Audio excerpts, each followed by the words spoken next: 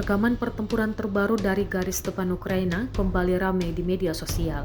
Video yang diunggah di Telegram Rabu 17 September 2025 memperlihatkan aksi unit FPV Grenadiers dari Resimen Irkut Rusia yang berhasil menemukan dua pejuang Ukraina yang tengah membawa kotak amunisi menuju posisi mereka. Dalam rekaman, kedua tentara Ukraina tampak bergegas menurunkan kotak tersebut. Namun, sebelum sampai tujuan, drone serang FPV Rusia langsung menghantam target. Ledakan keras terjadi, membuat kotak amunisi yang dibawa ikut menyala dan meledak beruntun.